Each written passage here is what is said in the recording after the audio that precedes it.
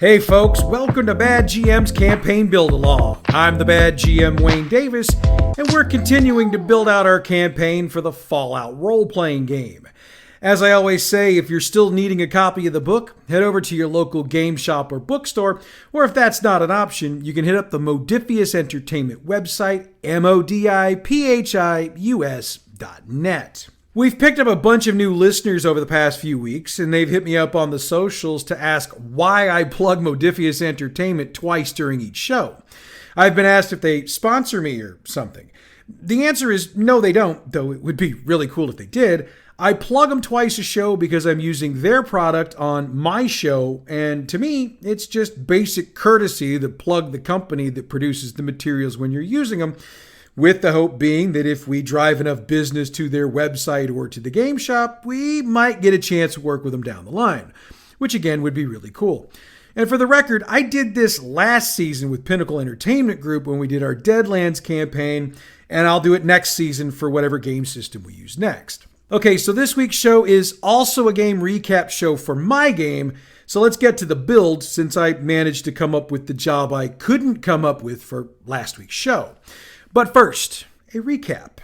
Last week, the group set up around the perimeter of the Lemp Brewery to see if they could find the individuals that had been reportedly spying on the brewery.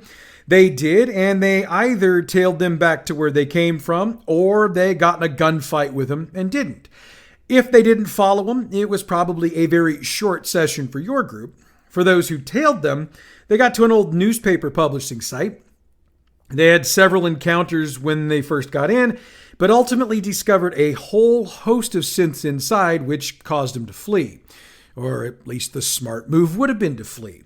Victor took in the information provided and suggested the group back off of that particular lead for the moment while he did some digging. Instead, he had another lead for them to follow, and that's where we pick up this week. Victor instructs the group to meet with Chip, whom he tells them has been an exceptionally reliable source of information in the past.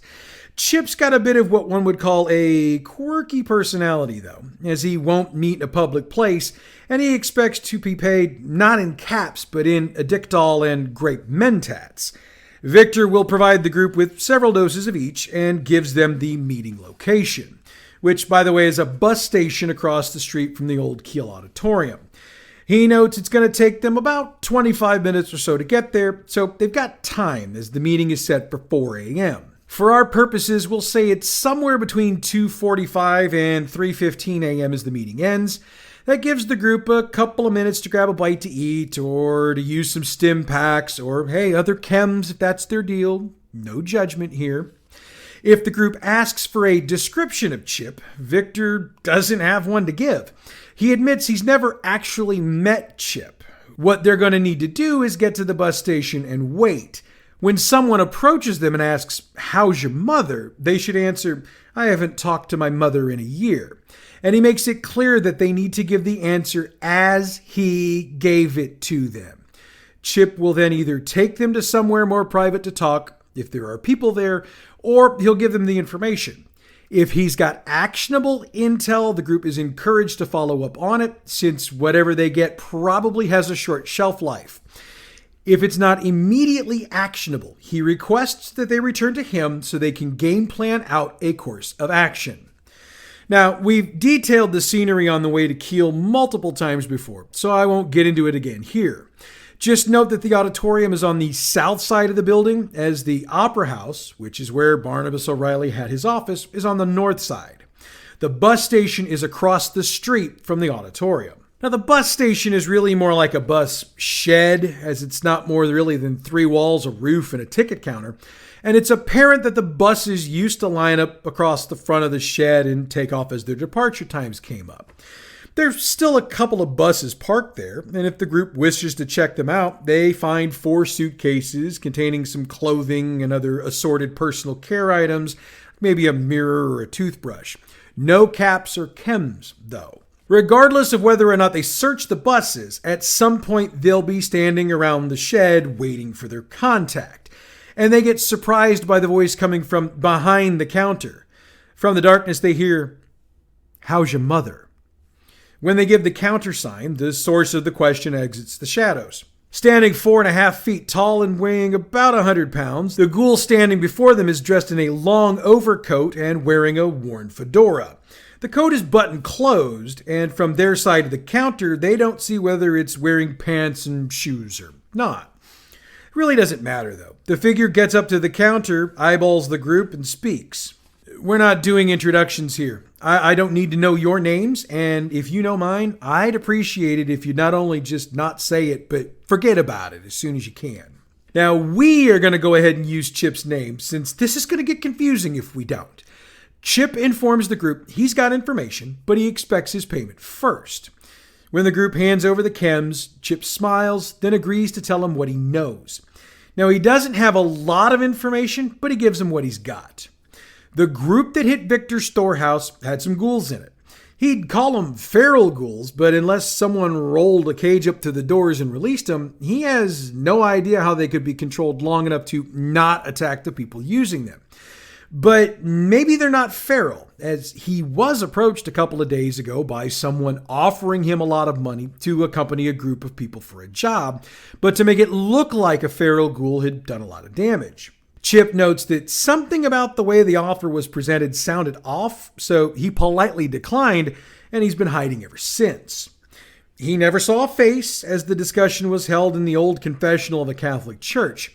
He believes, based on what he saw when he walked in, that whomever he spoke to uses the church as some sort of base of operations. He can tell them that the pews have all been removed, replaced by a number of desks, computers, and a ton of filing cabinets. He also noted that there were a number of heavily armed men in Garson tactical gear, and he was searched as he entered. The only name he has is Mr. Smiley, and come on, he knows that's not a real name. The church is St. Nicholas Catholic Church, which is about a 17-minute walk north from the bus station. Having given his information and collected his pay, he slinks back into the darkness from which he came, leaving the group to once again be alone.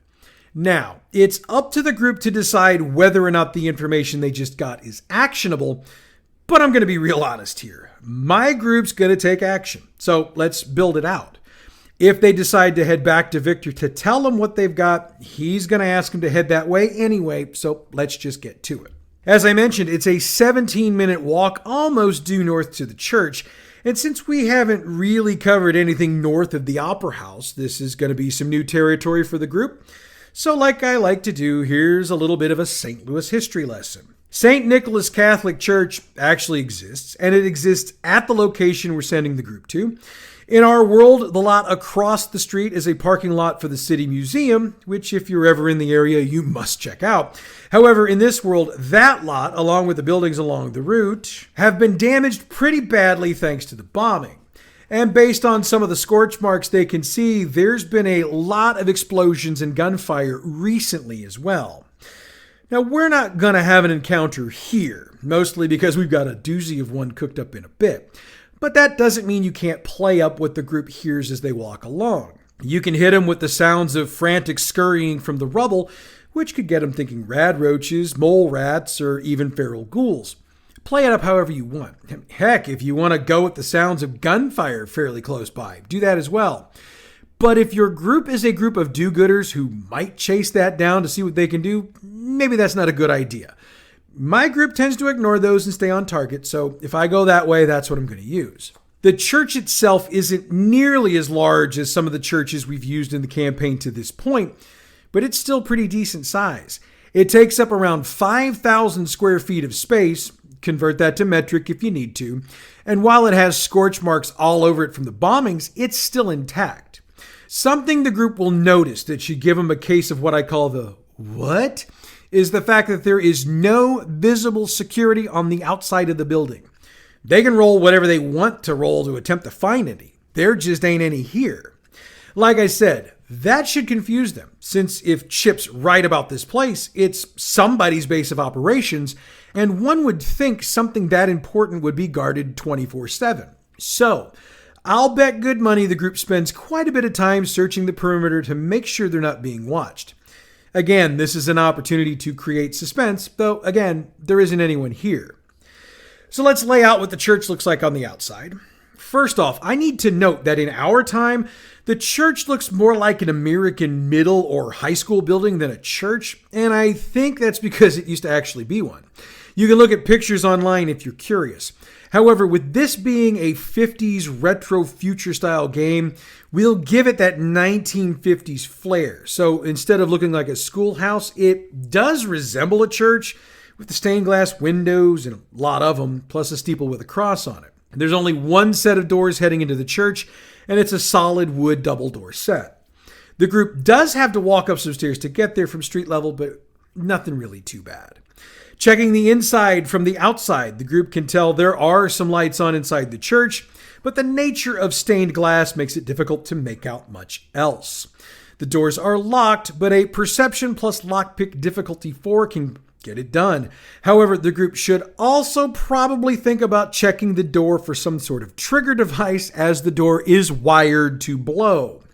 We'll use perception plus explosives difficulty 3, and we're using that combo since knowledge of explosives would, in my opinion, give someone the edge when checking to see if they're actually being applied to a particular situation. I mean, I'm sure I'm probably off in my assumption, but for our purposes, it'll work. Let's handle the checks in reverse order. The door has a couple of trigger hinges, and they appear to be wired to something on the inside. The successful check allows them to snip the wires so they can open the door without incident. And obviously, a successful lockpick check allows them to unlock the doors to get them open. Once they get them open, they see what the triggers were wired to: a set of 4 fragmentation mines that are bolted to the doors. Cutting the wires has deactivated them, so if the group wants to take them at some point to deal with them, let them. That moment won't be now, though, because moments after they get the doors open, they realize they've been lured into a trap. Or to quote Admiral Akbar, "It's a trap!" 10 feral ghouls and 2 glowing ones zero in on the group and move to attack. For the record, stats for the ghouls are on page 355, while the glowing one is on 356. Just as the combat is beginning, it should occur to the group that the mines probably were intended not only to blow up anybody trying to get into the building, but also any of the ghouls who might try to get out of the building. Just saying, they really don't want to let all these nasties out into the populace. And probably that's not going to happen. By this point, the group is high enough level with enough firepower to take the feral ghouls out pretty quick, and the glowing ones, while tougher, can be handled by this group. I mean, think about it for a moment. In the video game, one person with a companion can take out a handful of feral ghouls and a glowing one, so a group of 4 or 5 should be able to handle this. Granted, there's going to be some injuries, but they should be able to get it done. And each ghoul/glowing one will have 2 dice worth of junk items on it, so check out page 208 for how to do that. I'll leave the category of the junk up to you, since you know what your group needs. Now, with the battle complete, the group is, no doubt, highly annoyed by the fact that they were led into a trap, but they're going to search the church to see if anything Chip told them was true. And that's where they'll notice it. A short-ish individual wearing a worn fedora and trench coat nailed to the cross above the pulpit. It's got a ghoulish-looking face. In fact, it looks just like Chip. They can lower the cross to check it out, and there's no doubt that it either is Chip or someone who looks just like him.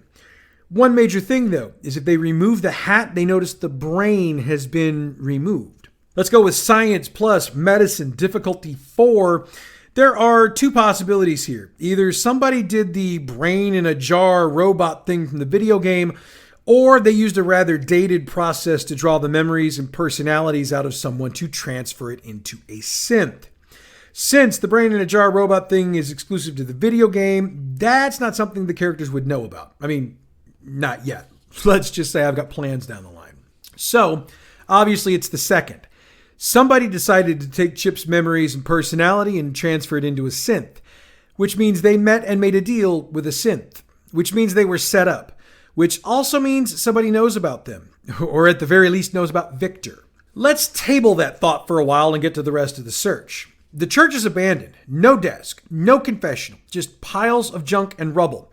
However, have everyone searching make a perception plus luck check, difficulty 3. If they succeed, they'll notice something among the debris, and it's right under where the cross was hanging. It's a holotape. They'll probably pick it up immediately, and if somebody has a Pip-Boy, they can play it immediately. If not, they'll have to get back to Victor's to get it played. We'll get into what the holotape has on it momentarily, just in case the group has to wait. In the meanwhile, the group probably wants to get out of here and back to either their base or to Victor, so let's get them back. It'll take about a half an hour to get there, and we're talking about Diamond Pass, since I'm pretty sure they're just going to want to go report to Victor. When they report what they know, Victor's going to be stunned. He'll also have a look of regret on his face, since, as he notes, Chip has been a loyal informant for me for a very long time.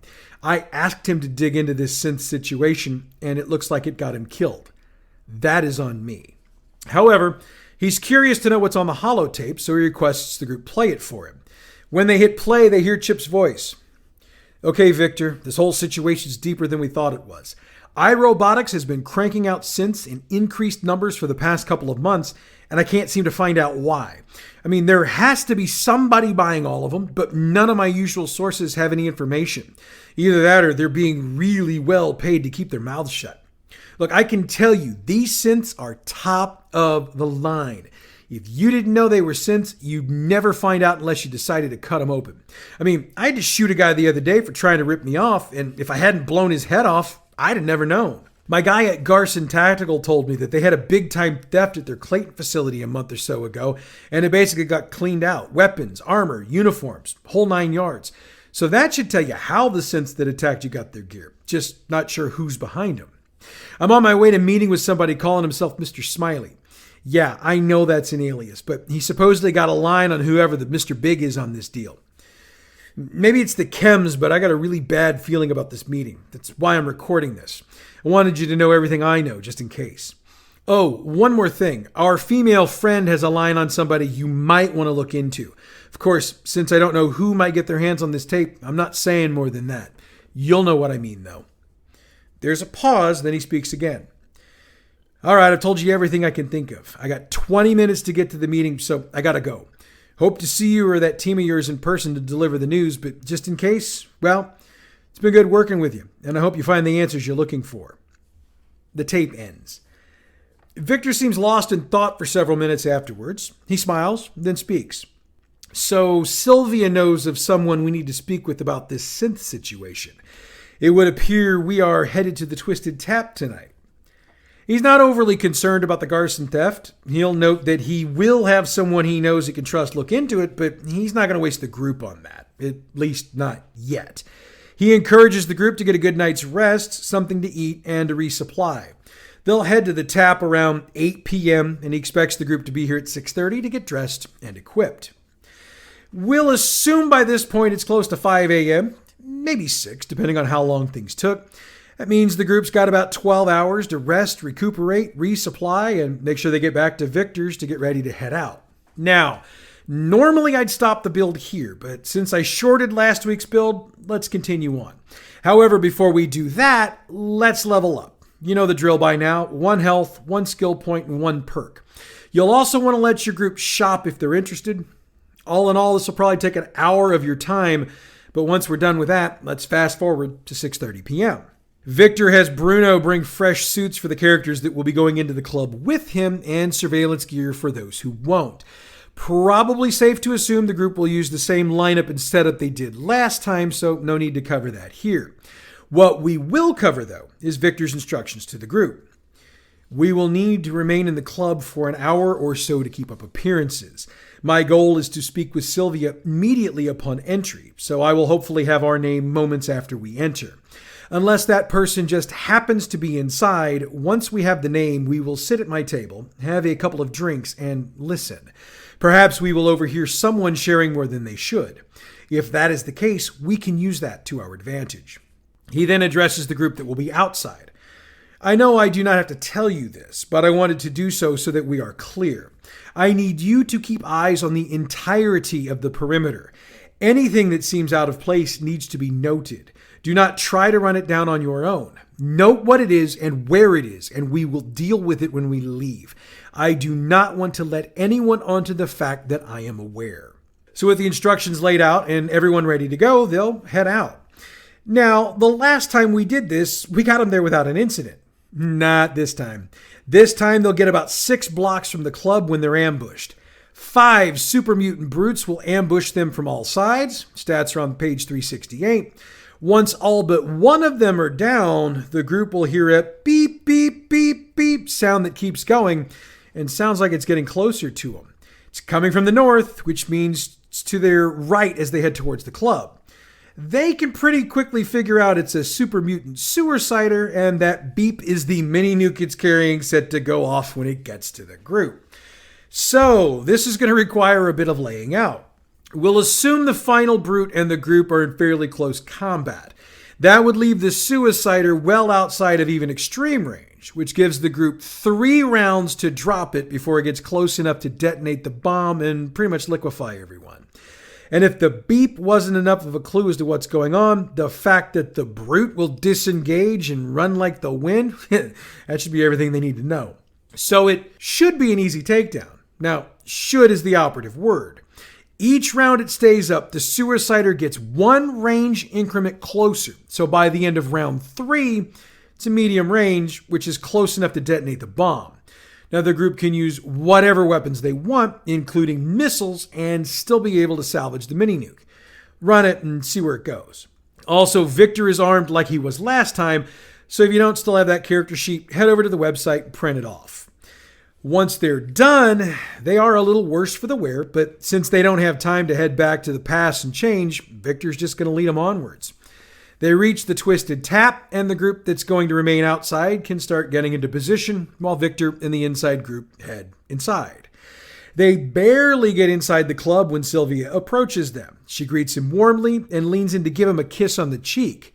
She didn't do that the last time they were here, so it's going to be a bit weird.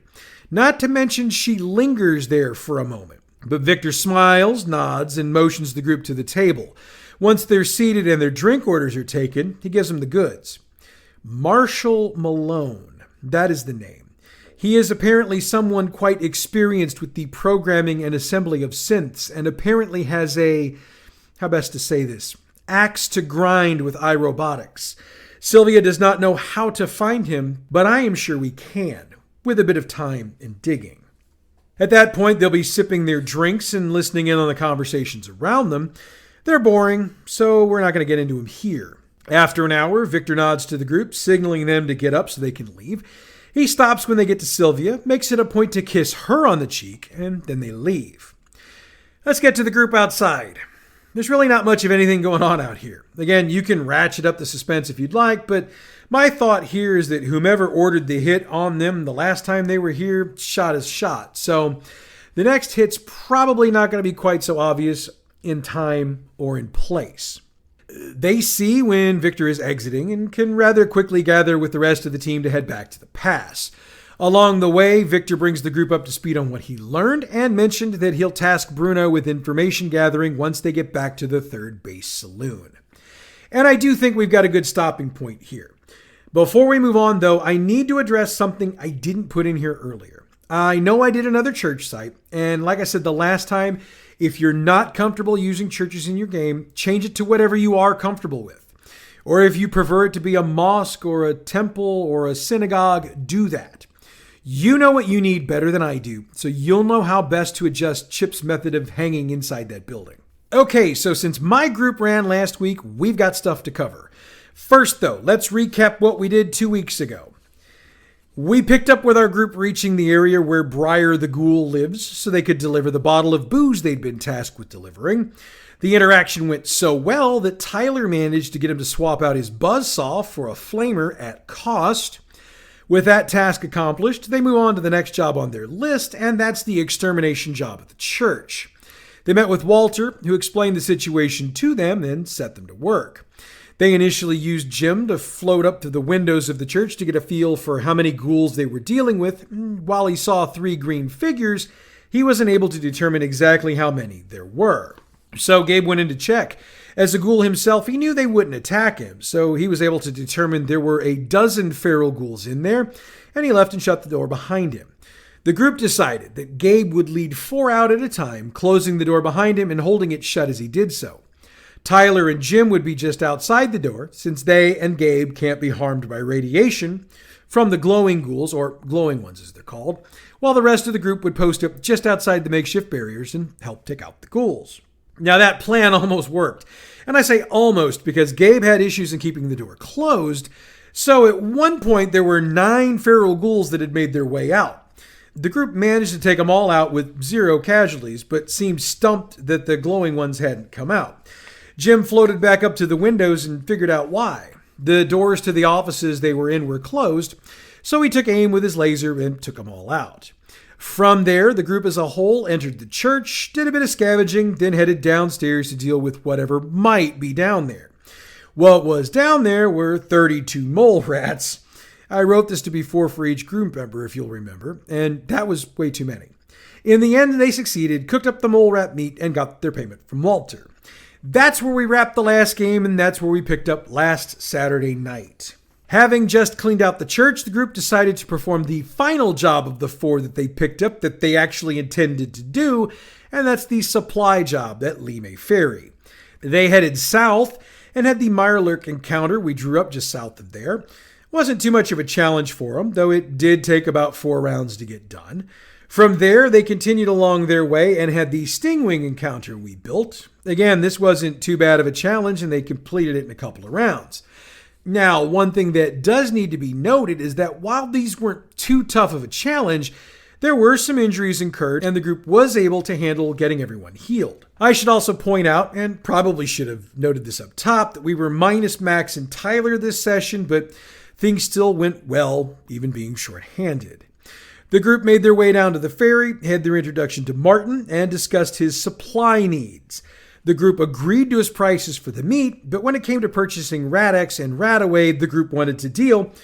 Clayton hit his rolls out of the park, so they were able to get him for 35 and 50 caps, respectively.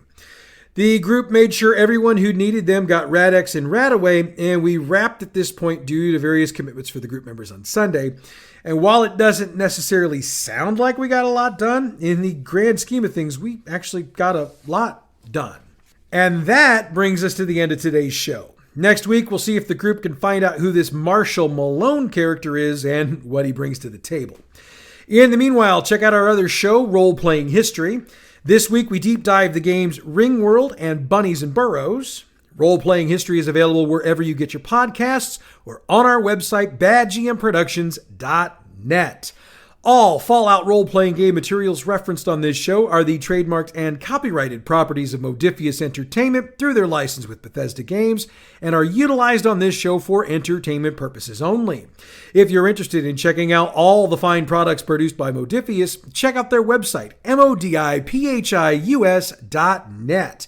The music we use for this show comes from Pixabay.com. Check them out for all your license-free, royalty-free music needs.